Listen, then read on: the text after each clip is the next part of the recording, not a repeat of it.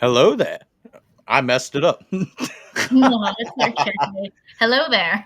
Hello there, and welcome to Tales from Peridia. Today we are joined by Mariana, the host of the Diamond Badge PML podcast. How are you doing today? I'm doing very well. Thank you so much for inviting me to come on your podcast, your Star Wars podcast. So I'm super excited to join you tonight. Well, thank you. I've seen you posting a lot lately. I've seen you on Gazer's interviews before. I think we did a stream one time. You Yes. showed a couple of dope autographs, which I'm super jealous of. Yeah, yeah, that's right. I did. I did have my autograph, well, like my sketchbook with the autographs. Yeah. But before we get into this and before we get into you telling us about a bit about yourself and where we can find you at, everybody make sure you guys check out the change.org link in the description. As we all know, AI moderation is getting out of hand and it's getting to the point where it's multiple people I personally know have either had their YouTube channel or their Instagrams just completely deleted. Luckily, the YouTube ones was kind of like a big, massive bug. So everybody got their channels back that lost their channels. But still, we need more people to do actual moderation for this stuff instead of computers. So, yeah, go check out the change.org and make sure you guys just sign it and make sure it doesn't happen to you. But so back to our regularly scheduled programming. If you want to just go ahead and tell us a little bit about yourself, where we can find you at, what type of content you post, all that good stuff. Sure. So my name is Mariana. I've been a Star Wars fan, I think, for the last, I don't know, give or take 20 years. I kind of was introduced to Star Wars when I was like 6 or 7 years old, when my parents had the original trilogy on VHS. And I used Oh to, snap! yeah, and I used to watch it a lot. And it wasn't the special edition, it was like the original Oh, VHS. bro. Yeah, they had the original interviews with the film critic Leonard Matlin interviewing George Lucas. I don't know if you remember that No, intro. I've never seen that. Oh wow! But there was, I remember vaguely, one of the memories I had from that VHS was an intro by Leonard Matlin and a brief interview with the creator of Star Wars, George Lucas. But yeah, I watched those VHSs first, and then I watched the prequel trilogy much later on. It was, I think, my first intro to the prequel trilogy was Attack of the Clones, when a family friend was playing it in the DVD at their home, and I watched it, and I was so fascinated and intrigued by it because I did hear that that was Darth Vader, but before he became Darth Vader. So that was like interesting, getting to see what he was like, but before he became the Dark Lord of the Sith. And then I watched Revenge of the Sith on HBO, and I remember sitting because it was super late at night. It was almost like 1:30 in the morning when the movie finished, and I remember just sitting on the bed, just like in tears after watching Revenge of the Sith. And then I saw the Phantom Menace, I think, on a Star Wars marathon, I think on TNT or TBS or one of those, or the Spike Channel, one of Dude, those. I remember the Spike Star Wars marathons. I miss Yeah, those so much. yeah. So I watched the Phantom Menace. Believe it or not, this is well, maybe not controversial anymore, but I loved Jar Jar Binks. He was like one of my favorite characters because I loved how funny and how innocent he was. And but my official passion for Star Wars kicked off in 2008 when the premiere of Star Wars The Clone Wars happened, and I was just so taken aback by the animation, the voice acting, and then finding out that this was going to be covering the time period between episodes 2 and 3. So it really intrigued me a lot. And of course, as you can see by my earrings and by my hat, my favorite character is Ahsoka Tano. So I've been a Star Wars fan for a long time, and I'm going to continue to be it because I love the universe. I love the lore. I always found it so interesting getting to see like where George Lucas got the inspirations for the galaxy far, far away. So Yeah, that's pretty much a little bit about me. In addition to loving Star Wars, I love anime. I love musical theater. I love Pokemon. I kind of grew. I didn't grow up like in the Pokemania craze, which was like in the '90s when it came over. I was like more like a 2000s kid. You know, all the, Yeah. like in the like where all the reruns on Cartoon Network and watching the movies on Cartoon Network and Jetix/Toon Disney, and Dude, then you just unlocked a core memory with JetX right there. Oh my god. yeah, yeah. For the audience that doesn't know, that was before what is now known as Disney XD. When Yeah. yeah. Oh, dude, they had all the good shows on there. Oh my god. I'm about to go, like, go to the I guess, like, the archive website or whatever, see if I can go on, like, JetX. Mm, yeah. Oh, also I love my this is my coffee mug. It's Be My Neighbor, Totoro. I love Hayao Miyazaki movies. I used to watch them all the time as well because Cartoon Network, I believe, had Miyazaki movie marathons, I believe, at one point. And yeah, I love those films too. I also loved like seeing how they went behind the scenes when they were dubbing the anime films and seeing how very different it was to like original animation. So I was always fascinated by that. And then I also love music theater. The reason why I founded the podcast was because I was doing a search or like I was trying to keep alive the memory of a long lost stage production based on Pokemon. So that's what intrigued me to launch the podcast in the first place. I've interviewed like people that grew up in the Pokemania craze, people who saw the show, people who worked on the show. Yeah, and also a lot of very famous voice actors got their start on that production. Are you familiar with an actor named Andrew Rannells? No. Okay, so Maybe if I saw the face, maybe, but that name's not familiar. The only actor I know from Pokemon is Mark Thompson, and that yeah, dude is the goat of Star Wars narration for audiobooks. Like, yeah, I yeah, just listened. I finished Deceived, and then I started the third book in the Old Republic series today, and I didn't know that both of them were read by Mark Thompson. Blew my mind. I yeah. love No, no, no. Yeah, Mark it. Thompson's a legend. I had him on my show earlier this year. Oh, that I gotta check that out. That's awesome. Yeah, I'll see like when we're done, I'll be sure to send you the link to the episode because it was great. Because he talked to me a lot about like his audiobook career. He also did some theater as well, and then how he got involved in the Star Wars audiobook universe. So that was really cool. But yeah, no. But Andrew Rannells, are you familiar with an animated show from Amazon Prime called Invincible? Yeah. Okay, so he's the guy who voices like the best friend of the main protagonist. William, I believe, is his name. Yeah, I've never seen the show. I probably need to, Oh but yeah, it's good. I heard it's really really good. It's very good. It's got a lot of great talent. And I heard the story's very interesting. But no, he voices the best friend. Andrew actually did a lot of voiceover for Pokemon. He did some voiceover for Yu-Gi-Oh, One Piece. You know, all of those TV shows that were helmed by the production company for kids, which was the yeah. company that dubbed Pokemon for the first 8 seasons. But no, Andrew got his start. He got his start playing the role of James from Team Rocket on that production, Really? in that stage production, and the guy who plays so you're familiar with Yu-Gi-Oh. You watched Yu-Gi-Oh Yeah. as a kid, right? Okay, so the guy who voiced Maximilian Pegasus, Darren Dunstead, he played Giovanni, the leader of Team Rocket, in that production as well.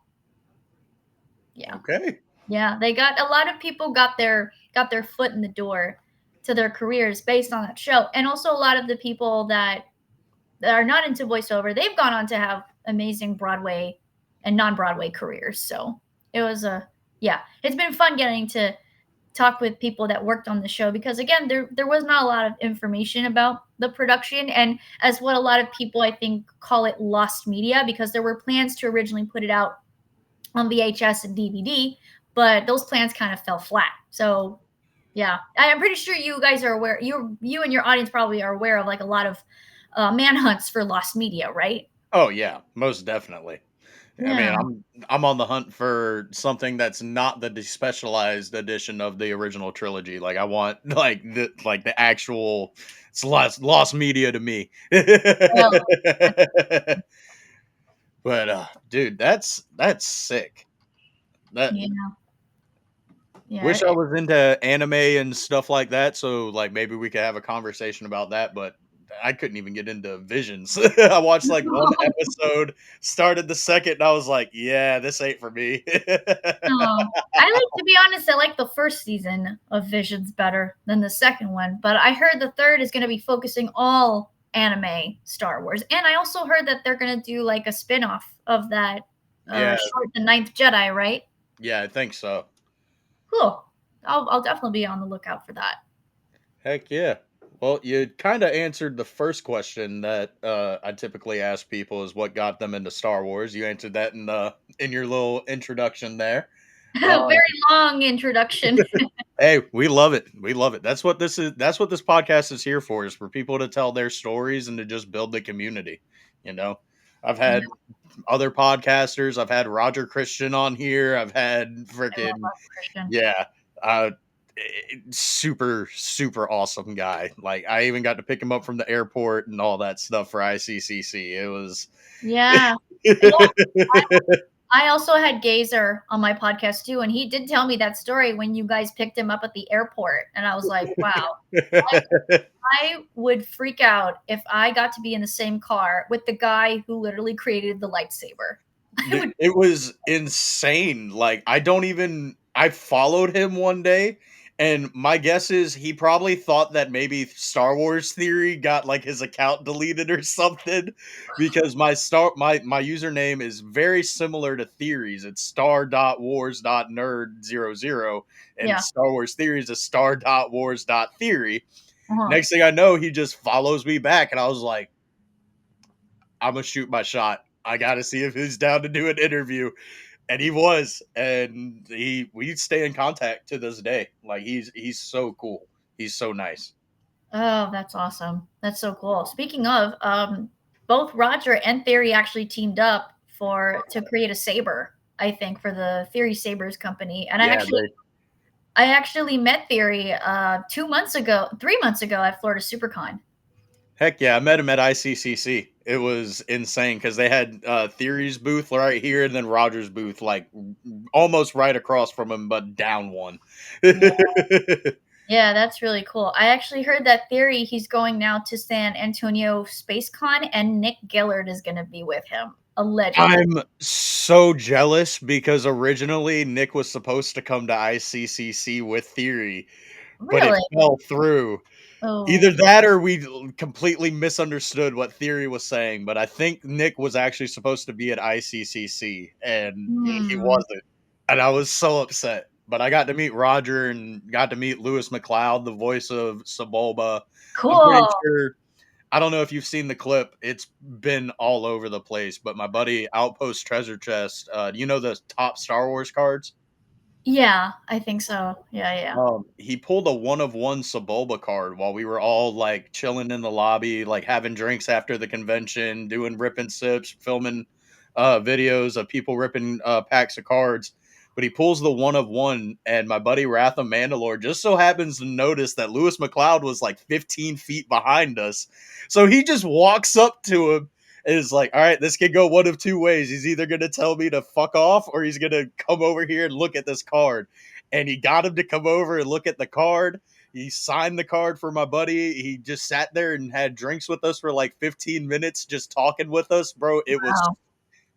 so awesome. That sounds awesome. These actors like seem really, really nice and really cool to chat with, you know? Oh, dude. All the celebrities that I've met aside from Warwick Davis have been super nice to talk to. Hmm. Yeah. Okay. Warwick just had a lot going on, and it's just an ongoing joke that I've got beef with him. But the whole time that I saw him talking to people, he was just, mm-hmm, mm-hmm, thanks. I was Uh, like, wow, dude. All right. Oh, I know that he's been going through a lot, especially after his wife passed. So, Yeah. I yeah. found out after the convention that that happened, and I was like, "Well, now I kind of feel bad for being like a rude guy around him." But like, I wasn't rude to him, but like, anytime he Mm, came around, like, you could like visibly see my face just change from happy to like, "All right, bro, get out of my way." wow. Well, I hope that he's doing a lot better. Yeah, I hope he's doing great. Like Ray Park is kind of also on my I kind of don't want to meet him because he's canceled 2 conventions 2 years in a row now. Each time I've Oh, tried to go meet him. And like I hope he's doing good, but like I mean, I'm fine on not spending that $80 on his autograph. well, I actually met Ray Park many years ago at WonderCon in 2011, and he was very sweet.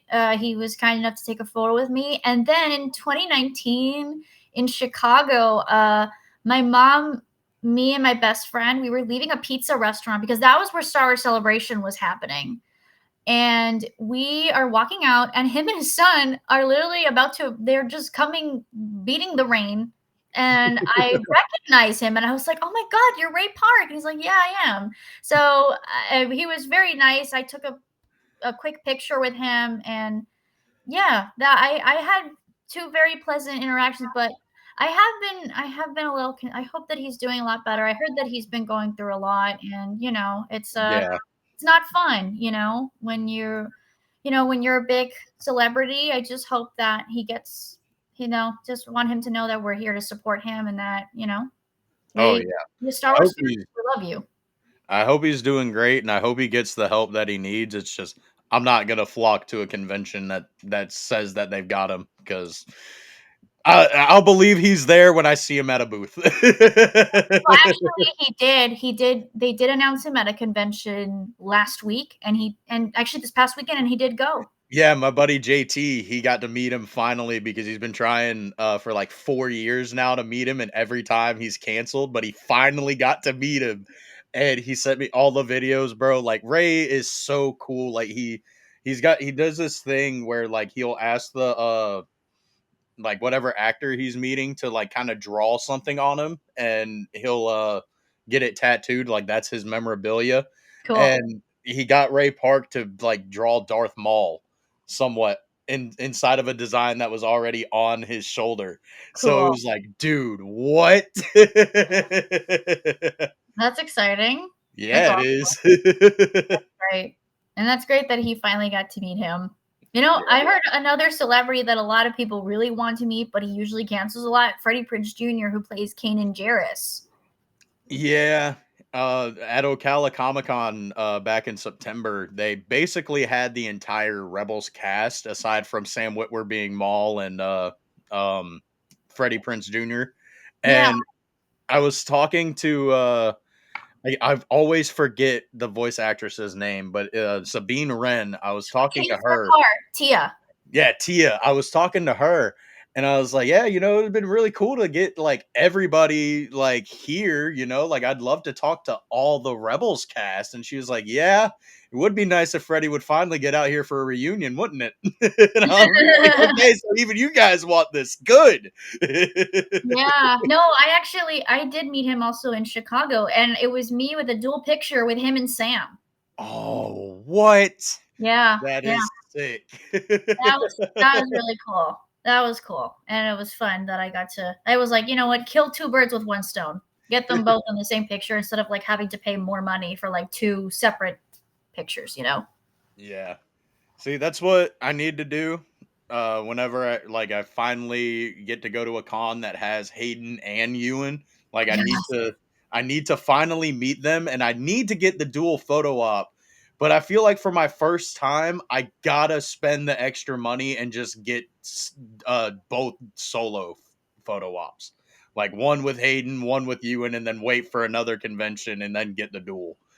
Yeah. I have met hate well, actually, speaking of, I think I might have told you guys when I was on Gazer's stream, but I met Hayden twice. Once at Florida SuperCon, and the second time was MegaCon Orlando in 2023. And then last year, I went to see his dual panel with Ewan McGregor, and that was pretty awesome. Oh, dude, I'm so jealous. I was supposed to go see him at Fan Expo Chicago, but it just so happened to be right the weekend after Rebel ScumCon, and I couldn't pull both of them. And like my buddies had banded together to get my tickets for Rebel ScumCon, so I couldn't really be like, "Hey guys, Yeah. no." Right. Yeah. Oh, wow. That sounds really cool. Like, I've been hearing a lot of Star Wars, like, that are separate from Celebration, like ICC Con, Rebel Scum Con, Echo Base Con. You know, those all sound really, really cool. So Well, I hope to go in the near future. they're so great because like what that story about Lewis McLeod, that'll never happen at a Star Wars celebration. That'll Oh, never happen at a fan expo or megacon or anything like that. no, no, no, no, no. But that's really cool that you guys got to have all those experiences and getting to like meet all these celebrities. So yeah, Well, that's awesome. since we've been talking about celebrities and their characters, good segue into the next question. Who is your favorite character in all of Star Wars? Like all of the media? Oh, I have 5 top favorite characters. Is it okay if I share Yeah, them with you? go ahead. Okay. I would say number 1. Wait, hold on. I'll start at number 5. Uh, Princess Leia. Number 4 is Padme. Number 5, I think, is Luke Skywalker. Number 2 is Anakin Skywalker, and then number 1, my favorite, Ahsoka Tano. And Now then I got I'll do an honorable mention, 2 honorable mentions, Yoda and Cara Dune. okay, Yeah, okay, heck yeah, yeah. yeah. Now I gotta ask. Anytime somebody brings up Luke Skywalker, we got to clarify what version of Luke Skywalker are we talking? We talking Episode 8 Luke Skywalker? We talking good Luke Skywalker? We're talking original trilogy Luke Skywalker, like the Luke Skywalker in his prime. Good, good. Luke Skywalker in his prime, and then maybe Mando season 2. Mando season 2, like, Well, end I'd of argue that that's his prime. okay, true. Yeah. That is correct. But I would say the character development that he went through from Dude, episodes 4 through 6. I mean, you know, from him starting off as this young farm boy who wants to escape, you know, his town to go on to a new adventure.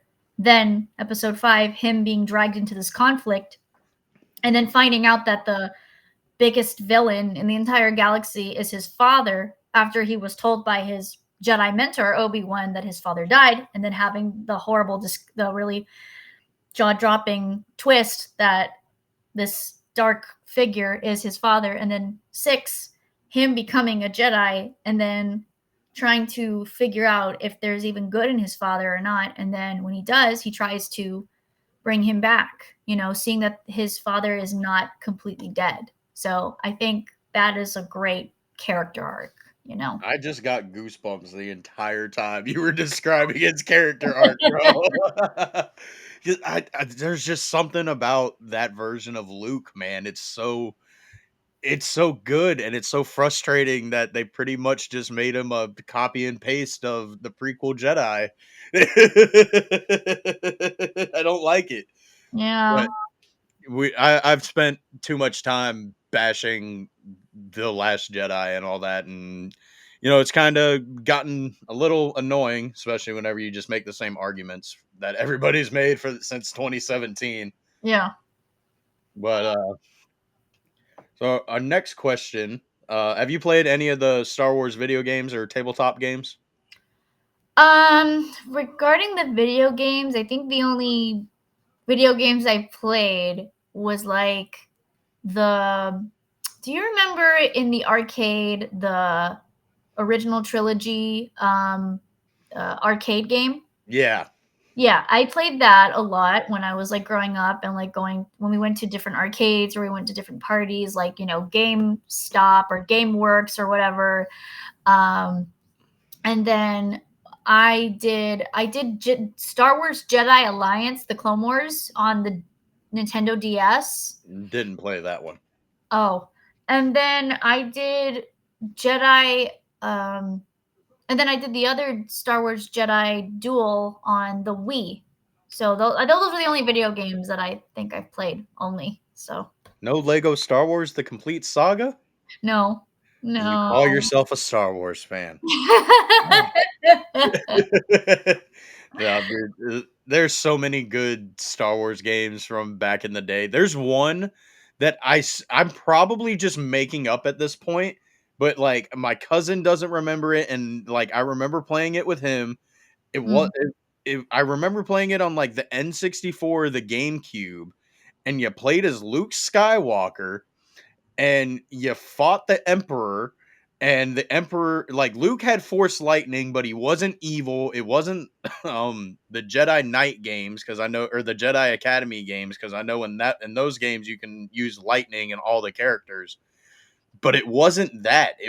I don't know what it was, but I just remember fighting Palpatine in a library, and Palpatine, like, they used, like, the original Emperor, like, picture in it. It wasn't like right. Ian McDermott. It was the one from Empire Strikes Back, and I can never remember the lady who played or who bodied Palpatine in the hologram, but I Mm. just remember that. Oh, interesting. Yeah, I don't remember her name either. Sorry. I think it's like it's Majori something, but I can't remember it. So what is your favorite Star Wars book if you've read any? I think my favorite so far, um, I would say, hmm, I'm gonna be honest with you. I haven't read a lot of Star Wars books. The only ones that I've read, I believe, are Ahsoka. Um, I forgot the name of the what was the name of the squadron from Battlefront 2? Rogue Squadron? No, no, no. It No. was Spire Squadron or something. I know it was the one that the girl, what's her name, Eden Versio was a part of. Yeah. Yeah, I Yeah. can't remember what that is. No, but I read that novel. I read that one. Who else did I read? I read briefly the Princess Leia novel, which was like gonna lead into the Last Jedi, and then I read Bloodline by Claudia Gray, and then Catalyst, which was the Rogue One prequel by James Luceno. So I think the two that I like the most would have to be Catalyst and Bloodline. Heck yeah. Yeah, I James found those two. Luceno is Sorry, go ahead.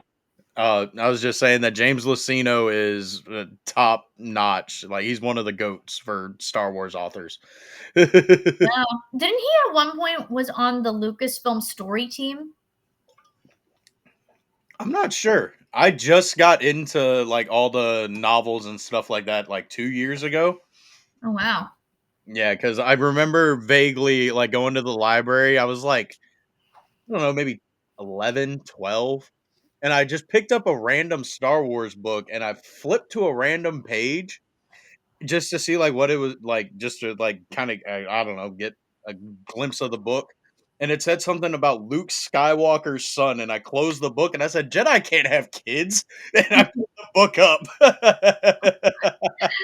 Yeah, It's so kinda you were probably reading Legends. Yeah, yeah, Oh yeah, yeah, yeah. I love the Legends novels. It's like the Old Republic, easily my favorite era. I've done so much research on Legends Luke because I'm doing my own right of the sequel trilogy, just to Cool. make sure that I get Luke right. By Cool. God, is it a lot? No. If you're the first one to publish it or post it on whatever website, I'll be the first one of the first people to read it. Well, it's the first part of the first story is already been released. It's called The Shroud of Darkness. Uh, Hmm. it follows these two. It was twins at first, but I've kind of George Lucas did a little bit and kind of went and tweaked some stuff and changed some stuff because I went too far in a few places. Uh, Okay. but it follows this brother and sister. Eventually, something happens and they get separated, and it's basically just a big miscommunication, and one of them was a little too slow, and the events of the galaxy are about to be doomed. Oh boy, that should be interesting. Base- Also, I recently bought 2 years ago the original Obi-Wan Kenobi novel by Jonathan Jackson Miller. I started that and then I quit listening to it because I listened to all my stuff on Audible. Um, Started it, I got like a chapter in, and I was like, I'll come back to this book. I think I've only read the first page so far because I've been so busy with work. I haven't had a chance I to think finish I'm just not a it. big fan of John Jackson Miller because he wrote this book and Oh, that one. Yeah, The Living Force. it Yeah. is so bad. It is just Oh. boring. Well, to me, it's boring. Hmm. Right. There's a lot of other fans I've spoken with have really hold him in high regards. The one Yeah. the one that they really hold the most regards, in my opinion, they should be talking to is Timothy Zahn. Timothy Zahn. Oh my! If I had to like top three authors that need to just go ahead and work with Lucasfilm on stories from now on, James Luceno, Matt Stover, and Timothy Zahn. Yeah. And I don't know if you saw this, but I was going on Instagram and I follow do you follow the Instagram account GalaxyCon Live? Yes, I'm going to my first one in December to meet the Clone Wars cast. Oh, that's exciting. So I was like literally scrolling through them and they had a post that Timothy was doing a questionnaire and they asked him, "Hey, have you had any conversations or any involvement with season 2?" And Timothy straight up said, "I've reached out to them and they have not taken up." I'm like, "What do you mean they have not taken up on your advice, sir? You literally created Thrawn. Like, what's going on over there, you know?" Well, I don't. I think it was like 2 years ago, maybe three at this point. Disney did a whole thing where authors like would not get royalties for their work. Like any Hmm. books or anything, they wouldn't get royalties because Timothy Zahn used to be like, if you brought like a Thrawn Funko Pop or something, he'd charge like $5-10 for his autograph. Recently had to start charging like 20-25 for it. Books used to be free. Now he's charging $10 because Disney was like, "Hey, you're not getting your royalties." And I think they just like settled it like a couple months ago or something like that. I remember seeing this, and I'll put screenshots during editing so I don't seem like I'm just spewing bullshit. But Right, right, right. I do remember like researching like why don't Lucasfilm and Disney work with the authors of the old novels and stuff like that, and pretty much just Disney wants to tell their own story. Yeah. Yeah, from what I heard, many years ago, that's why there was another author that was fighting for his royalties and wasn't getting paid. His name was what's his name? Alan Dean Foster, I believe was his name. And he was That not name getting sounds very familiar. yeah, he apparently was not getting paid his royalties and I think there were some authors that were putting a lawsuit against Disney and I posted about it on my Instagram story. I'm like, "Disney, what are you doing? Like this man has contributed a lot to your Star Wars book universe. I mean, long before the acquisition, and like this man should at least still be getting paid, you know? Like, Yeah. and also like James Luceno, whoever wrote a book, you know? I've got the original, like it's got the Legends novel, so it's not like the essential Legends novel, Right. but it's still printed under Disney because it's got the new like the new stuff. Oh yeah, yeah, yeah. The Tarkin book and the New Dawn with Kanan and Hera. Yeah, Yeah, which yeah, yeah. I don't know. I don't get why it's so hard to just get the people who wrote the stories to give advice on this. I don't know. You know what? Well, They should. They should, in my opinion, because they were there since the beginning. They were there during the times between, Return of the Jedi and the Phantom Menace.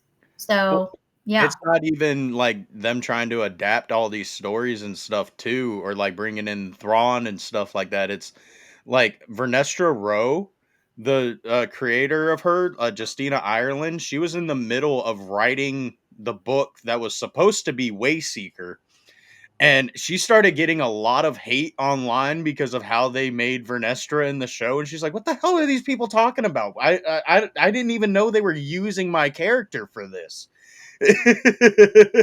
So she went and watched it, and she had to throw. She was like 2/3 of the way done with the book. She had to scrap it and rewrite the entire Wayseeker novel, and that's what the we Wow. got now. Whoa, I did not know that. I Yeah, yeah, I did hear okay, I'm gonna be honest with you, I did not read The High Republic. Um, me either. I looked at some of the art, I read some of the bios, I read excerpts of some of the novels they were gonna put out, and I was like, "This is not for me." I was expecting, like, Old Republic, you know? We all thought it was gonna be the Old Republic, but it was something completely different. And then to hear that allegedly that they wrote her character differently than how she was in the books, I was like, "Wow." Like, that's a complete 180. Yeah, and it's funny because like I've seen people say that people like me need to just not be upset about Luke Skywalker being drastically changed from Return of the Jedi to The Last Jedi, and then they're like, Vernestra Rowe wouldn't act like this. She would never do this. I'm like, that's Bro, Luke Skywalker would never try to kill his fucking nephew. I'm just exactly. saying. Yeah. It's a double standard, you know? It's a double I love doing I love kind of getting into a little bit of heated debates. Like I love to keep obviously keep them civil. Like I'm not gonna sit here and be like, no, no, you're stupid and you're not a fake fan or you're not a real fan and stuff like that. Because in my eyes, there are no fake fans, bro. Like not everybody's gonna know every single detail of everything, and not everybody's gonna like everything. So I yeah. mean, I know people who just like Young Jedi Adventures because their kids like it, and that's the only Star Wars that they watch. Yeah. I know that there's people that are more fans of the what's it called? The Jendi Taratovsky Clone Wars than the Dave Filoni Clone Wars. I mean, I love the Jendi Taratovsky. It looks awesome. I mean, it's the same guy who made Samurai Jack, you know? Yeah, I mean, I got the Yes. figures, bro. Well, my buddies surprised me. Wrath of Mandalore and Sklee 3PO surprised me with a couple different things like that. Like I bought the original one. Wow. Well, actually, I was gonna buy Fordo, Kenobi, and Anakin separately, and then my buddy Sklee was like, "Hey, there's one over here. It's a 3-pack for $1 less than what you're about to pay for all three of those figures separately." I was like, That sounds like a good deal right there." And then next thing I know, they come up to me and they're like, "Hey, we know you love this scene, so here's the Asajj one." And I was like, "Bro," because I was even at 8 years old, like, when the movie first came out, I remember going with, a couple of my friends because it was one of their birthdays, and they all loved the Clone Wars movie, and I didn't like it, and they were like, "Why didn't you like it, dude?" I was like, "Anakin doesn't have a Padawan. We've Yeah. not had a single mention of this character. It makes no sense." And Yeah. then I was like, "I'm not watching this cartoon stuff. It's for kids. Imma watch the movies." And then 2023, I decided to finally watch, Rebels and Clone Wars, and I don't regret it. No, it's okay. Like it's okay if you're late to the party. I mean, every a lot of people I think started binge watching more of the show. I think in the midst of the COVID shutdown.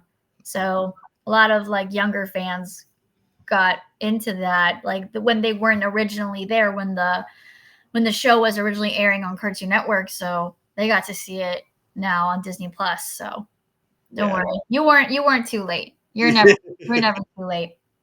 But yeah, well, because like I binged watched other shows earlier this year, like what was it called? I binged watched Monk. Do you know that TV show Monk? I've heard of it. Yeah, you should watch it. It's really good. I also started watching. I'm on season 4 right now of The Sopranos. So You are in for a treat.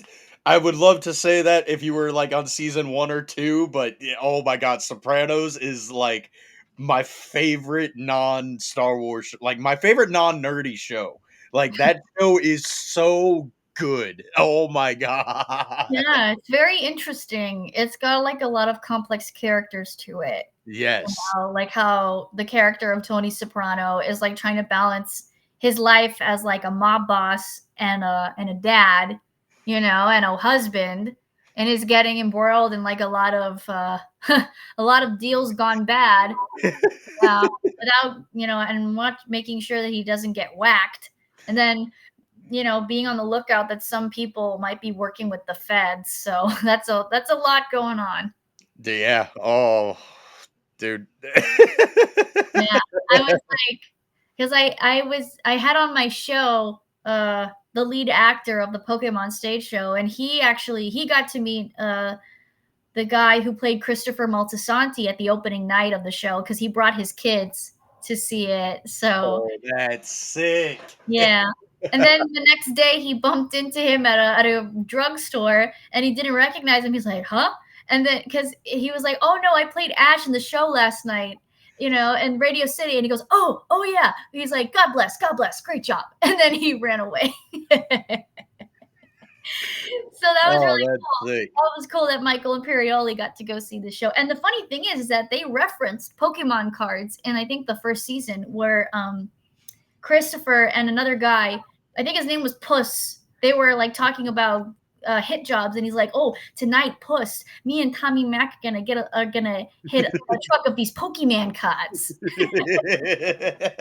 I was Yep, like, I know exactly which one you're talking about too. I was like, that's hysterical. Because I Oh, was like, of course they had to reference because that was when the craze was still happening in '99. So I'm like, oh I'm yeah. surprised. Oh, that's crazy, dude. Yeah, but anyway, I'm glad that you finally got to watch the Clone Wars and Rebels. So, Oh, like I said, you're never too late. I might eventually watch what's it called? Lego Rebuild the Galaxy. I haven't had a chance to watch it yet. I heard it's pretty funny. it's funny. I saw the first one and then I saw like half of the newest one that just came out. I was like, kind of don't feel the urge to finish this. Like, I don't even really want to make a video on this because, like, my view on it is like it's a Lego special. Like, it's not canon. It's kind of not really worth me covering. Like, yeah, sure, they do make a little nods, and it's kind of technically the Star Wars what if. It's not the what if that I wanted. I Right. want what if Anakin didn't turn to the dark side. Damn it, please. That is Oh, so funny. That's funny. But I might eventually get to rebuild the galaxy soon. So heck yeah. yeah, Well, and then also Tales of the Bounty Hunters. I haven't had a chance to watch that yet. oh, I heard it was Tales of pretty the good. Underworld, Oh, sorry, Underworld. Excuse me. Sorry. it should have been Tales of the Bounty Hunters, to be honest with you. That's what it really should have been titled, but, it's True. Yeah. decent. Honestly, to me, it just kind of feels like each of the Tales series they're doing, they've just dipped in quality, like, storyline-wise. Mm. I'm also in the minority on that because I've heard a lot of people praise both Tales of the Empire and Tales of the Underworld. I'm like, Tales of the Jedi was the best one that came out. No, it was. It truly was. Tales. I was interested. I was very intrigued by Morgan Elsbeth's story, especially like because I think they introduced the concept of the witches of the Singing Mountain clan because we obviously knew about the Night Sisters, but then there was another group of Night Sisters that were not tapped into like the dark side of the magic. So the fact that that Dave Filoni got to bring that in and be Yeah. the clan that adopted her after Grievous wiped out the Night Sisters was very interesting. Yeah. I did hit a little burnout period with Star Wars. And now that I'm going through and like doing a rewatch series with my buddy, I don't know if we're gonna do like every single movie and show, but like right now we're rewatching The Acolyte. Oh And boy. it's it's bad, but it's not nearly as bad as I remember it being. Oh. Especially like I've read the Plagueis novel a couple of times Mm. and still wish that they would just get rid of those stupid twins and the stupid space witches because no, Didn't sit well with the no, story, and it also doesn't sit well. no, and But also like the fact that they well, I don't mean to spoil it for the audience, but the fact that the witches were able to create them out of the force, I'm like, what about the prophecy of the chosen one? Like, That's the issue with the show is there's exactly. no indication of what the hell is witchcraft and what is the force. There's Yeah, no indication whatsoever. none. No, and that's why, like, everybody I spoke to, them, like, the way how they created the sisters, the way how it's like pulling a thread out of thin air, out of the force, I'm like, so wait, are all the children conceived from the Force considered chosen ones, or is Anakin like this? In my opinion, this feels like this felt like a massive slap in the face to George Lucas's legacy. You know, I did not like it. Essentially. I mean, And the Anakin's legacy, yeah, that's a slap in the face. You know. there's good things in the show, like Chimere, Manny Jacinto, met Well, yeah, him at he was pretty Ocala good. Comic Con. He was pretty good. Brother is the star of the show. No matter what anybody wants to try to tell me, Yeah. that man is the leading man in the show. I was not expecting him to be the bad guy. No, Not at well, all. I knew it. Like the second I saw him making the poison, I was like, "Yep, you're the bad guy. You're the Sith Lord, the Sith, the Sith that everybody freaks out that Kiadi Mundi never sees and talks about. Really, um, That's another thing that really ticked me off was like they're like, how old is Kiadi Mundi? Or like, oh, you guys are throwing a fit over Kiadi Mundi's birthday, and I'm like, oh, but Kiadi Mundi said in the Phantom Menace, like the Sith have been extinct for thousands of years, you know. So like, there's my buddy and I actually just released our episode 4 a couple of weeks ago, and we talked about that. They literally don't even reference Dark Side during that entire meeting. They literally say, "Oh, she's been trained by a former Jedi." mm, like a former It's just Jedi. stupid that Kiadi Mundi's in there. Like, there's no reason for him to be there No, whatsoever, no except reason for to at open his big stupid mouth and get our protagonist in massive trouble, like always, because that's all he's good for. all. Oh man. Well, speaking That's of shows, what is your favorite Star Wars movie or show? Well, movie and show. Okay, so my favorite Star oh my god, that's so hard because let me tell you, I've always enjoyed Return of the Jedi because that was like the big finale. That was like when Luke Skywalker saved Darth Vader. And that was like the ultimate decision that he had to make. You know? It's like, oh, like, okay, we're here at the climax. Like this is it. Like Luke has got to make a life or death decision.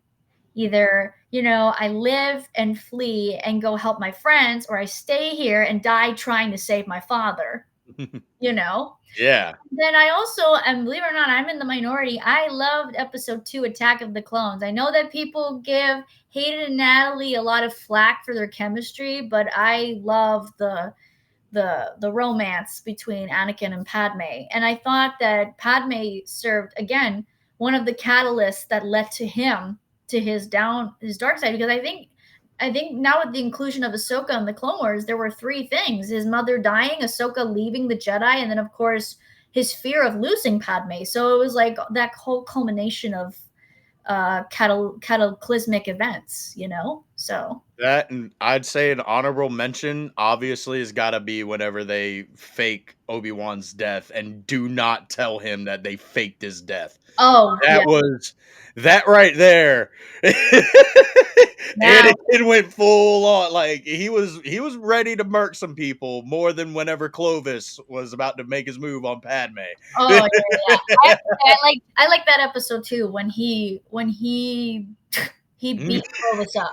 I was like, yeah, Why don't don't you fight me without your Jedi tricks? Okay. You're gonna say that to the 6 foot war general with the with the cyborg hand. yeah, yeah. Okay, let's see what happens. Yeah, yeah. But yeah, no, I those are I think the top two films would be Return of the Jedi and Attack of the Clones, and then maybe also Revenge. I mean, not. And then I'm kind of torn between Revenge of the Sith and Empire Strikes Back because you know Revenge of the Sith was like what leads to his downfall, but the Empire Strikes Back is like the big reveal, you know. So It's a lot. Those 2 movies to me, they're on their own separate pedestals. Okay. Revenge of the Sith is the best Star Wars movie, but my favorite one recently, especially after, like, losing my mom back in June, Oh, Attack of the Clones. Like, the oh, night that that happened, like, that was the only thing I did was I just put in Attack of the Clones and just tried to forget about everything, oh.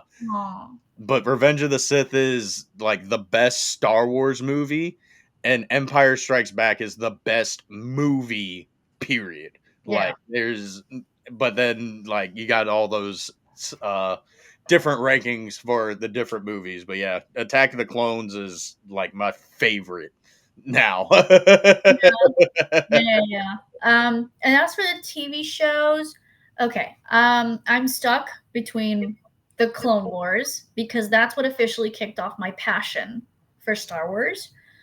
But I would also say I really enjoyed Mandalorian season 1 and season 2 because they brought back that feeling that I think a lot of fans witnessed when we originally saw A New Hope, you know? Yeah. Yeah, I would say it's a tie between the Clone Wars and Mandos and the Mandalorian seasons 1 and 2. Heck yeah. I'm not too sure what my favorite Disney or well, Star Wars show is. A lot of the more I think about them, like I've enjoyed them, but I'm like I'm not gonna rewatch. Like I don't rewatch them like that. Like I rewatched Ahsoka like 4 or 5 times, Oh wow. and like the novelty kind of wore off after like the second binge, and then I waited a little bit, and then I got the Steelbook DVDs. Yeah. I was like, okay, let's rewatch it, and then I rewatched it again. And I was like, kind of not liking this as much as I did. Oh And I watched it again and I was like, it's good. It's got its moments, yeah. but I Same. I definitely like my buddy Blora Mandalore and Commander Jesse, they do their Mando mating. It's their weekly podcast, and they were talking about their Ahsoka predictions. And he kind of like he was like, just give it a little bit of time. Like this is one of those stories that like once you have all the seasons that you can binge watch together and not wait 2 years in between each season, Yeah. then it's gonna make a lot more sense and feel a lot more coherent. Because honestly, like it feels like a good setup season, but I'm Mhm. also feel like I'm missing a lot of information. A lot of people have said the same thing that they feel like, yeah, there, we should have had a little bit more information. And I Yeah. feel like that we could have had a better backstory or understanding of why Ahsoka had her fallout with Sabine. So I think that was like one of the biggest complaints that I've heard. Yeah, well, I thought the way that they explained the fallout was good because Sabine was wanted to go help Mandalore and House of Ren from Knights of a Thousand Tears, but Ahsoka was like, "Nope, that's attachment, brother, not allowed." Is That's then right. in my eyes, like after that, I'm sorry, Sabine should just be like, "Screw you, Ahsoka. I don't even want to be in the same galaxy as you right now." But that's just the darkness within me. But yeah, no, I remember I've actually rewatched episode 5 a lot because let me tell you, I loved that Clone Wars flashback because fans have been wanting it for years and then they finally got it. So See, yeah. here's my thing with the Clone Wars flashbacks. At what point is it just easier for them to give us the untold missions arcs in live action? Because I like, don't yeah, know. it's cool and it's nice to get these flashbacks, but like, brother, if you could just give me a whole series or a movie or something. Or a mini series, I'd be all for it. Yeah, I'd be all for it. Yeah, Yeah, yeah. I like heard there's a rumor that Ewan might be coming back for season 2, and he might be wearing the Obi-Wan armor. I don't know. It's just a rumor. We'll see where. that's one I'm a little on the fence about because I feel like if they do that, it's gonna take away from the point of or like the plot of like the actual story that's going on Hmm. instead of like, hey, they love the Clone Wars, fan service, which some people are like, give me all the fan service. I Yeah. want it to make a little bit of sense. Like, True. why would we be getting a Clone Wars flashback involving Kenobi unless it's a Mortis flashback, which would be absolutely insane, and I'm Yeah. 1000% for. I heard there's a rumor saying that there is going to be a Mortis flashback, Oh, and I hope so. they're going to bring in the father, and they're going to bring in the son. I don't know if they're going to bring in the daughter, but there has also been rumors for months, I think even a year, that they're bringing in the mother, aka Abeloth. Yeah, that is one where everybody immediately went to with that final shot of Balin on the statue of the father. That was insane, and that instantly, like, I knew very little about Abeloth about that time, Me too. and even then, I was like, he's definitely going for Abeloth. He's going for Abeloth, dude. I wish I was making YouTube videos at the time because I would have loved to get my reaction to that. The ending of episode 4 with the hello snips and the entirety of episode 5. I Yeah. My initial reactions, bro, like when that screen cut to black at episode 4, I was cursing Filoni out. I was like, you can't do this to me. This is outrageous. It's unfair. How can you give us the best ending to a freaking arc right now of an episode and it just ends? Yeah. What is this? Why? Yeah. Yeah. That's crazy. But I'm sure we'll see more of that. We'll definitely see more of.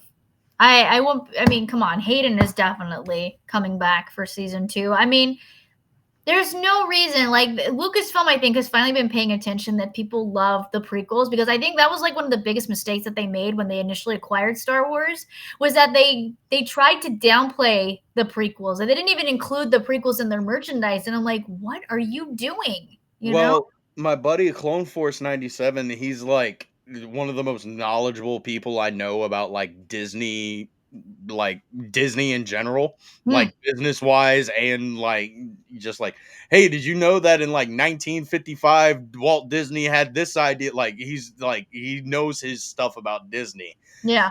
And he was telling me because we saw the restaurant that Bob Iger and George Lucas sat at and discussed the selling of Star Wars, and he was like, "Yeah, George tried to get like $11 billion, just like how Marvel got sold to them for $11 billion." Hmm. And Bob was like, "Hey, bro, listen, you haven't made a movie since 2005/2008, and both of them really weren't well received, and your whole prequel trilogy wasn't well received, and we're trying to not do that." And then what happened? They did it. Yeah, but still, I feel it feels like that it took them way too late to recognize that the prequels and the Clone Wars are so loved. And that was, again, another big mistake was when they canceled season 7 of the Clone Wars. I mean, they canceled the Clone Wars after season 5. They released the remaining season 6 on Netflix, and then they brought it back to finish the final season, which, in Yeah. my opinion, was, I think, some of the best Clone Wars I've ever seen in my life. Oh yeah. Well, 8 of the 12 episodes are really good. I can do without the Oh Ahsoka yeah, and the twin Martez arc. sisters. That every time just skip that arc. I don't know. Let me tell you. Originally, it was going to be a guy, not the Martez sisters. It was going to be a guy named Nick Sokami, who was going to be. I think he was kind of going to serve as like Ahsoka's boyfriend, or like maybe her one-off boyfriend or something. And my guess is that Dave Filoni was like, "Yeah, I don't want Ahsoka to have a boyfriend," you know. Because like, the funny story, I actually met the guy who voiced Lux Bonteri, the son of the senator from Yeah. Onderon, who helped Saw Gerrera lead the rebellion on Onderon. Yeah. Yeah, so I met Jason at Florida SuperCon, and he was like, it would be so cool if Lux was like involved in like Rebels. And I told him, like, if he had been involved in Rebels and Andor, that would have been really cool. He's like, yes, because he would have been supporting the rebellion and all that stuff. And I was like, yeah, that would have been so fun to bring him back. And then I told him about the Martez sisters, and then about Nick Sokami, and he was like, "Wow, I did not know that." That that Lux was basically replaced by Nyx, and then Nyx got replaced by the Martez sisters. Oh. That's crazy. I mean, I would love to see like all those unproduced episodes and those, because I read somewhere on IMDb that there was like various ideas that they had. I think at one point they were going to bring in the Yuzon Vong.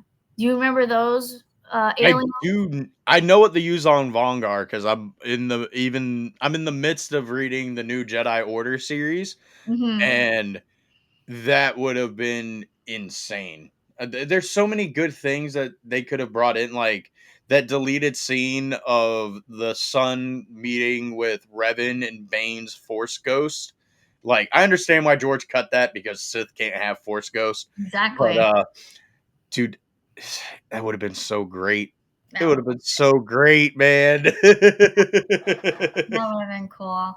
Even But though we did get technically Darth Bane. I like Darth Bane. He's my favorite Sith, but not that Night Bane. That I don't like that design. That design was just weird.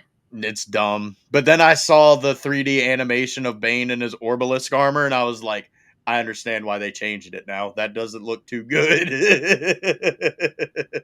No, yeah, yeah. But it was really cool they got to bring Mark Hamill to voice him. So I Oh thought yes. that was cool.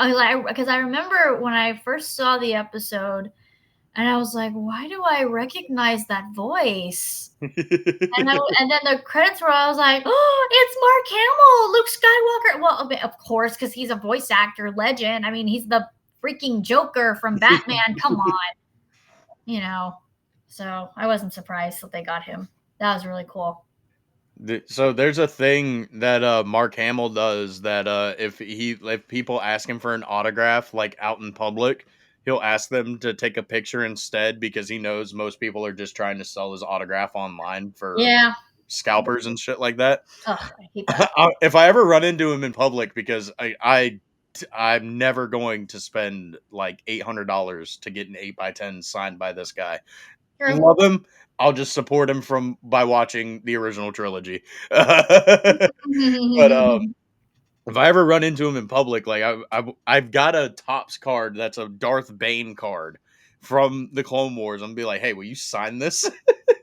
It's not Luke Skywalker. That or Skips from regular show. That's funny. That is so funny. Dude, I found out last year that he played Skips on a Facebook post. And I was like, "This man played my childhood? What are you what?"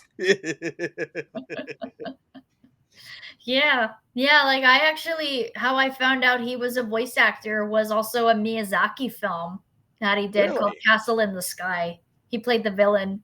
So that's how I first learned about his voiceover career. It was Oh, not that's sick. yeah, it was not the Joker, it was Castle in the Sky. Yeah. Well, It was this really has good. been a very fun conversation and interview with you. Oh Um, yeah, it's been so great. Thank you so much for inviting me on. I really love talking all things Star Wars and our celebrity interactions. Actually, I have a question for you. what up? Who is one celebrity that you would love to meet? Ooh. Well, obviously Hayden Christensen. I mean, that dude is he's my childhood. Jake Lloyd would be insane to meet too, because I've never understood the hate around Kid Anakin. That's just never sat right with me. Yeah, same night um, with Ahmed Best. You know. yeah, Ahmed Best would be insane, but I actually am going to go meet one of the actors that I really want to meet. I don't know if you know who Kevin Smith and Jay and Oh Silent Bob. yeah, I know who he is. Yeah, Kevin Smith. Well, My little brother has seen him live a few times. I got to see him when he did his tour for Clerks 3 going out in theaters, but I have a signed Jay and Silent Bob version of Clerks, Oh and wow, Dante is actually going to be at GalaxyCon. Brian And O'Halloran. yeah, and I'm meeting him there. Jerry Trainer's gonna be there also, so I'm meeting him there too. Yes, Spencer from iCarly. Yes. I loved iCarly, and I loved Drake and Josh. You know, Ashley Eckstein, one of her first guest starring jobs was on the pilot episode of Drake and Josh. One of the pilot, I think the second Yeah. episode of I Drake. didn't know that until it was, like, NostalgiaCon that, like, they all met up and took a picture together. Yeah, a lot of people didn't know that. They're like, "What? That was you, Ashley? That was you?" And they're like, "Yeah, that was Susan. I That's how I was first introduced to Ashley. Was her as Susan, and then her as Muffy on That's So Raven."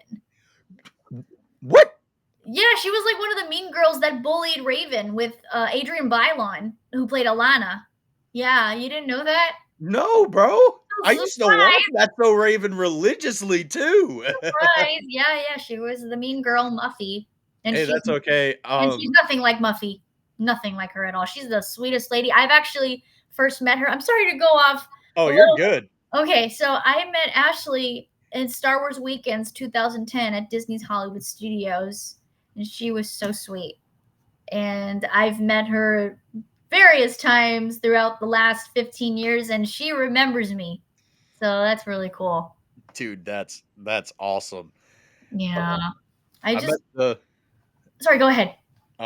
I met the Mandos, like Tate Fletcher, Paz Vizsla, Emily Swallow, the Armorer at, Rebel ScumCon, Yeah, and I they're the also best. met Taylor Gray there, and then they were all at Ocala Comic Con, and when I went up, Taylor was like, "You look very familiar, dude." I was like, "We met at freaking Rebel ScumCon." He was like, "You gave me a cool business card, didn't you?" Because oh, I don't have them with me, but my business card, like my logo, is me dressed as Anakin doing his behind the back uh block, but it's got a Tie Fighter over it that says Oh, nerd and the 00, or it's the Tie Vader's Tie Advanced, and it's got it's just really cool. But Tate Fletcher remembered me and my buddy Wrath of Mandalore from there because we filmed a video all weekend asking different people what Star Wars meant to them, and we asked Tate Fletcher what Star Wars meant to him, and I brought it up to him. I was like, "Hey, man, I don't know if you remember me, but me and my buddy Wrath," and he actually, like, he was paying attention, but he was kind of like looking around, like he doesn't really make eye contact because, like, right. I'm like that too. Like, Yeah. Same I here. can't do eye contact at all. Same here. Same here. But he instantly like perked up, like looked into my eyes, and was like, "Wrath of Mandalore. I remember you guys. You guys asked me what Star Wars meant to me. Where's that goddamn video?" And I was like, I edited the whole like 30-minute video for my buddy and he posted it. And then he texted me. He's like, "Where's the Tate segment?" I'm like, what are you talking about? He's like, "You dumbass, you forgot the best part." And I was like, "Don't worry. I turned it into its own video." And he was like, "Good, good. I deserve to be my own video." That's so funny. That's so great that they remembered you. Actually, I met Taylor at Celebration 2017, right after the season 4 panel when they announced that that was going to be the final season. I was heartbroken, you know. But then we also, because Taylor also worked at Nickelodeon too. He did a TV show called Bucket and Skinner's Epic Adventure, and it turns out that Wes Antilles, who made an appearance in Rebels, he was voiced by Nathan Kress, aka Freddie Benson from iCarly. Well, did you know that the voice actress for Ventress plays Chum Chum from Fanboy and Chum Chum? Yes. I Yeah. didn't realize that till I went to go meet her, Yeah. and She was. I'm just looking down at her prints, and I see Chum Chum at the very end. I looked up. I was like, "You play Chum Chum?" She's like, "Yes." I was like, you are my childhood right now. Like, that was the show that I watched every Friday night, and then I watched the rerun Saturday morning. Didn't matter Oh, what episode it was, I was watching it.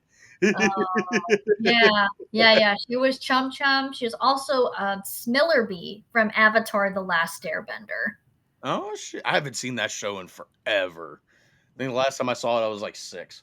Oh, no, but it's so cool. Like, and the fact that they also like Jason Isaacs, who's like Lucius Malfoy from the Harry Potter franchise. He Yeah, not only dude. he voices the Inquisitor in Rebels, and he's the voice of Commander Zhao from Avatar.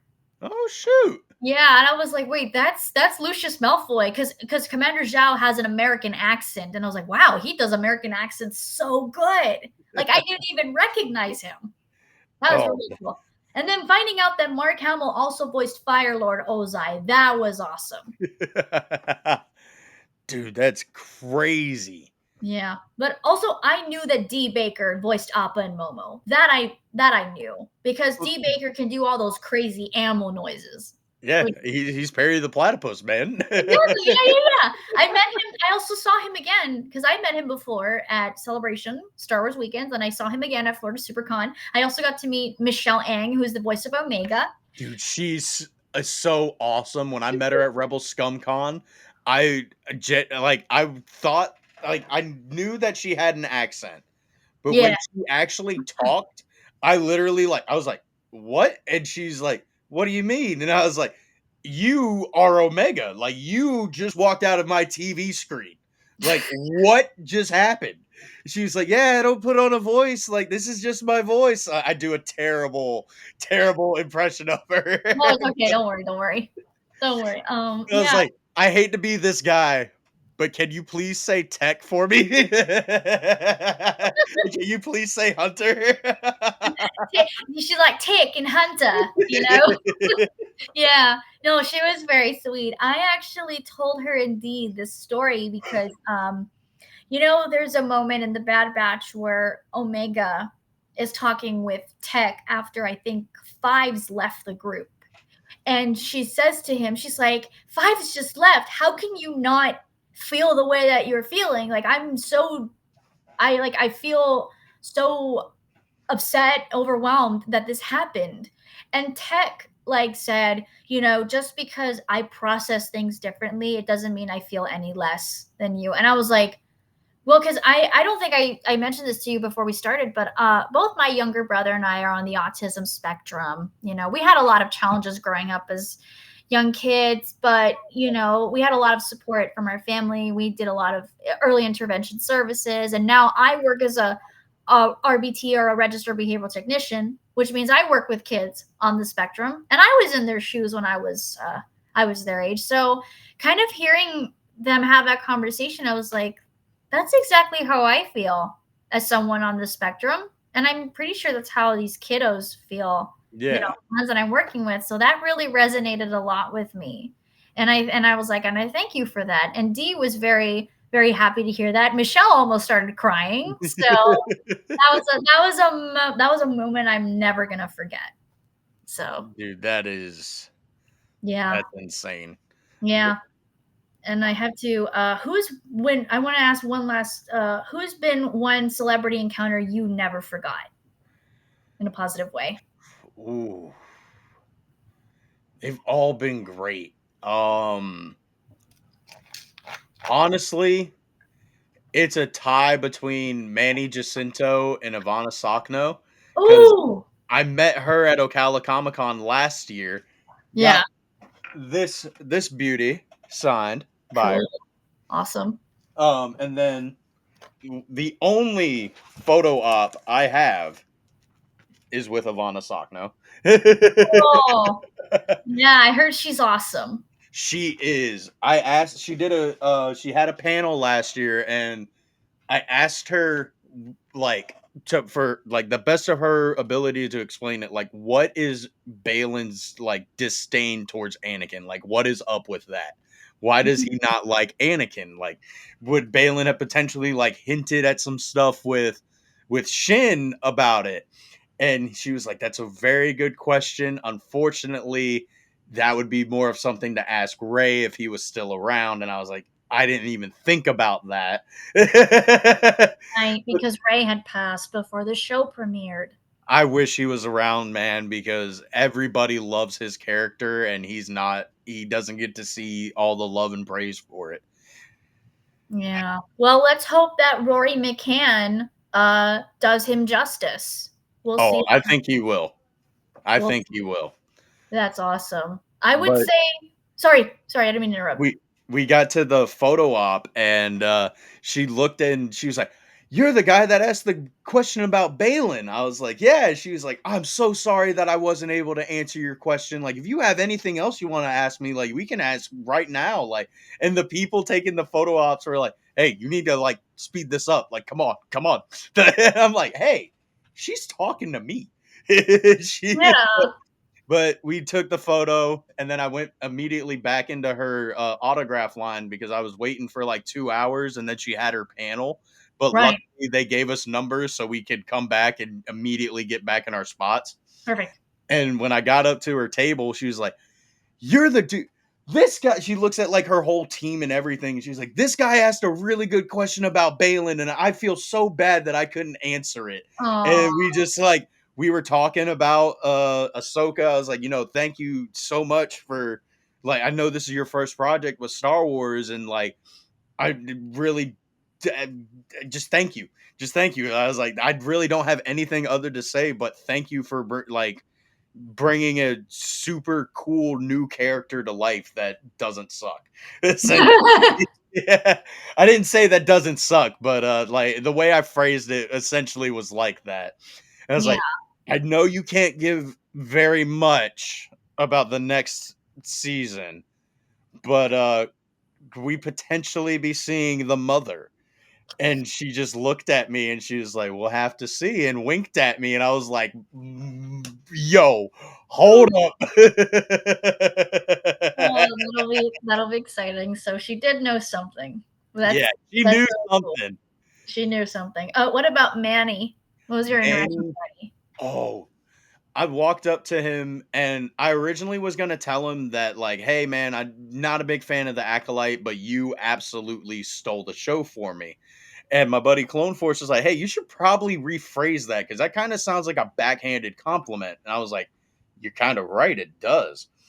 And I don't remember exactly like what I said, but I was like, "Hey, dude, like you killed it in the Acolyte. Like episode 5 really like put me on to like how powerful this dude actually is."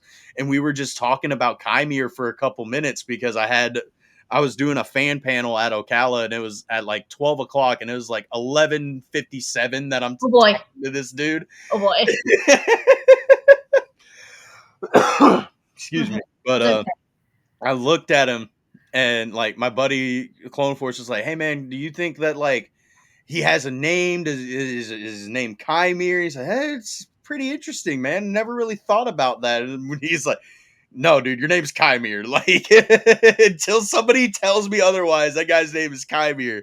And I looked at him and I was like, "So do you think that we'd be able to potentially see Chimere come back in like a future project, maybe like a backstory about him, maybe a book, Yeah. like maybe a limited series?" And he just looked at me, he smirked, and he's like, "Wouldn't that be interesting?" And I was like, "Motherfucker, y'all are basically confirming without confirming that we might be getting this shit." Yeah. Yeah, probably. It'll be very interesting to see how that character comes back because, like you said, the fan reaction to his character was more positive than a lot of the other I think for what I've seen from the convention routes, I think out of all the cast members of the Acolyte, well, maybe I think also Daphne Keene. I think him and Daphne Keene, I think, are the ones that have gone the most to conventions, not so much the other ones. Yeah, So, unfortunately, Lee Jung Jae lives in Korea, so not. that's right. Maybe, maybe in the near future, because I think people liked Soul as well. Soul Yeah, was very well received, and I believe that was the first project he ever did in the English language, because yep, most of it was like all Korean shows, Korean language shows. So that was like his first. And I have to say, his English was very good. It was dude. he did pretty I well. I love that he learned English. He wanted to learn English for it, so he did, and he wanted to basically mimic Qui-Gon, like in the way Mm. that he acts. And I was like, bro, this guy.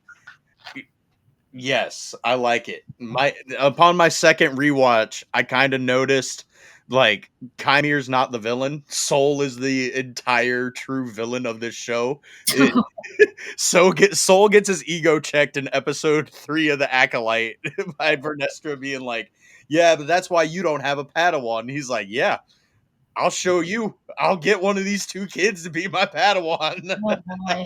Oh boy. Wow. But wow, that's so cool that you had those encounters with Manny and with Ivana. I hope to meet them one day at a con. Actually, I want to say it. One, in addition to Ashley and Hayden, I think the other top experience celebrity meeting last year was Gina Carano at MegaCon Orlando. I'm so sad. Not sad. I'm mad that I didn't go to MegaCon last year because I had my tickets and everything. And then a month before, I was like, nah, I kind of need the money. So I refunded my tickets. Oh man. No, but it's okay. I mean, maybe the following year you'll get to go to MegaCon because it's big. Because they had a lot of big names. This past year they had Ron Howard and his daughter Bryce Dallas Howard and his brother Clint. Like it was like the whole Howard family. I was like, wow, that's awesome. My friend David got to meet him, so that was pretty cool. But no, yeah, I met Gina on at MegaCon Orlando. She autographed my drawing. I literally started crying at her autograph table because I was like telling her how mad I was that she was fired from the show. Like not just the fact that she was fired, but how she was fired and how she found out. Yeah. That was just disappointing. And then I gave her a big hug in the photo op, so that was cool. And then 3 days later, she filed her lawsuit. So I was like, I knew something was up. So, in fact, I'm actually wearing Kara right now. Heck yes. Yeah, yeah. So I'm hoping that I will say that I'm kind of glad that they settled because based on like what they stated when they put out the statement about the settlement, I guess maybe they might find a way to maybe sneak her back in. You know, I mean, we'll see. What do Yeah. you think? I hope we get to see her again, man, because I genuinely liked her character in Me season too. 1 and 2. Me I too. mean, and honestly, like, it's kind of a little bit of Pedro Pascal fatigue, but Oh boy. when I see The Mandalorian, I don't think Pedro Pascal. I think of Brendan Wayne because I've met Brendan Wayne and I've heard some stories that this dude has told, and I really just don't like the way that basically Disney and sometimes the fans basically treat Mando. Like they see Mando and think Pedro, and it's like he doesn't do anything but take the helmet off. Yeah. That's Yeah. I heard Brendan Wayne's cool and Latif he, Crowder's, and I heard they're really cool to me. I hope to meet them soon. So yeah, he's very cool. I got to see him at ICC with Katie Sackhoff. I've actually met her like 3 times this year. I would love for Katie to sign my drawing too, because I have a drawing of Bo-Katan. So if I ever meet her, I'm gonna have her autograph it. Dude, she's so nice. Like I've only talked to her like after the cons. Like I haven't gotten her autograph or anything like that because her lines are always one of the biggest ones. Yeah. Like Yeah. Yeah. She's also big in the Battlestar Galactica franchise, so she gets a yeah, lot of fans from that. Well, those were so fun. Like hearing your experiences at cons and you meeting all the celebrities, and I think that's awesome. And it's great that we get to chat a lot about Star Wars tonight. And I really appreciate the invitation that of you course. extended. Anytime. Yeah, actually, before we sign off, I want to tell you one really cool Star Wars related fun fact on Pokemon. Hell yeah, let's hear it. Okay, so in the stage production that I have been doing a lot of deep diving into and interviewing the people and the actors and the audience members and the creatives, um, there was an interview that occurred, I think, in the time. Do you remember the Pokemon Go craze? Yep. Yeah. Okay. So when Pokemon Go exploded, there was a website that interviewed the writer for the production of the Pokemon stage show, and apparently in the story, this was like a completely original story because it was supposed to serve as like a sequel to like the first movie. Do you remember Pokemon the first movie? Yeah. Okay, so this was supposed to serve as like a sequel to the first movie. It was like considered the unofficial one. But apparently there was a little subplot where Ash Ketchum's mother used to date Giovanni, the leader of Team Rocket, in when they were teenagers. And originally in one of the first drafts, they were going to say that Giovanni was Ash's biological father. Oh shit. Yeah, talk about a real Darth Vader twist. They were originally going to say it, but based on one of the conversations I had with one of the producers at Radio City Music Hall, because that's where the production was mounted, Radio City, you know, showplace of the nation in New York City. They Yeah. said they submitted the draft to Nintendo, and the executives were like, "No, don't make it official. You can tease it, but don't make it official." So yeah, that was the cool, almost Star Wars adjacent connection to That Pokemon. that kind of reminds me, one last thing before I do the outro. It Yeah. reminds me of like the Tops, like when Tops first started doing Star Wars cards in the 90s. Mm, Well, I mean, they've had cards since 77, but like when they mhm. started doing like the Galaxy series, like series one, there was one card that almost got printed, and it's not like George immediately was like, "No, you're not allowed to do this." Like, nope, nope, nope. It was Yoda pray basically like praying to a statue of another Yoda. And George was like, "No. Nope. Nope. We don't know nothing about Yoda species. So no, you can't use that card." Interesting. I did not know that. I didn't know that until I got into the Star Wars cards. That is so cool. But yeah, it kind of shows like George knew his stuff. And he's like, listen, we'll talk about Yoda sometime in the near future. So we'll see. Hopefully we'll see more about Yoda in the near future. Well, I like the fact that we don't know much about his species or anything like that, because not everything's got to be explained. Certain things need to be, but not a lot. I agree. I completely agree. But thank you for joining me on this fantastic conversation slash interview, and Yeah. and thank you guys at home for watching. All of Mariana's links will be in the description down below. Make sure you guys go check her out, and may the force be with you always. Peace. Bye. Thank you.